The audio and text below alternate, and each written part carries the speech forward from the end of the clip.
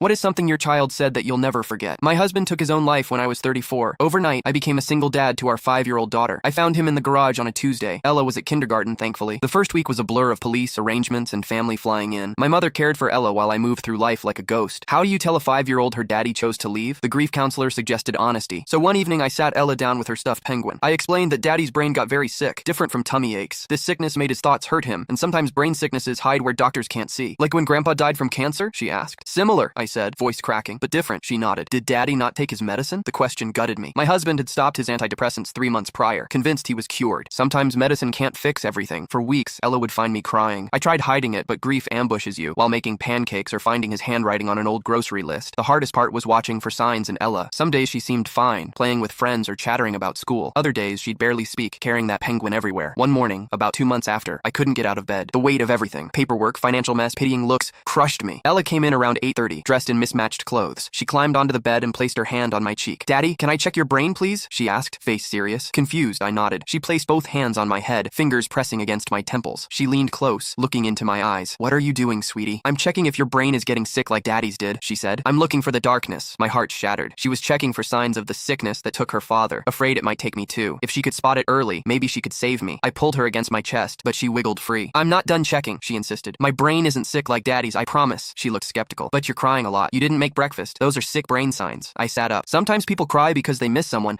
not because their brain is sick. I miss daddy. She considered this. I miss him too. But we have to be careful about the darkness. Every night for months, she'd come into my room to check my brain. She developed a routine, examining my eyes, asking me to smile, placing her ear against my forehead. If I seemed sad, she'd bring her light-up unicorn toy beside my bed. This will keep the darkness away, she'd explain. Darkness doesn't like colors. At Christmas, my mother gave Ella a book about emotions. That night, she pointed to the sad face. It's okay to be this one, Daddy, she said. But this one is scary. She pointed to the angry face. Why is that scary? I asked. Because that's how Daddy looked sometimes. All red and loud, then very quiet. I hadn't realized she'd noticed those mood swings before his death. By her 6th birthday, our normal had somewhat stabilized. The brain checks became less frequent, though she still performed them if I seemed tired or sad. One night, as I tucked her in, she held my face between her hands. Promise you'll tell me if your brain starts feeling sick, she whispered. I'll find more lights, big ones. I promise, I said. But you know what helps my brain? Your hugs. Better than medicine. She considered this, then hugged me tightly. I'll give you extra, just in case. That night, I realized my daughter had created meaning from tragedy. She had appointed herself my protector, my light bringer. It gave her purpose when children often feel helpless. I scheduled sessions with our counselor. We needed balance. I had to honor her desire to help while ensuring she knew she wasn't responsible for my well-being. I'll never forget those words and that ritual. In my darkest time, my 5-year-old fought back shadows with nothing but a light-up unicorn and the fierce, protective love that somehow flourished amid our grief.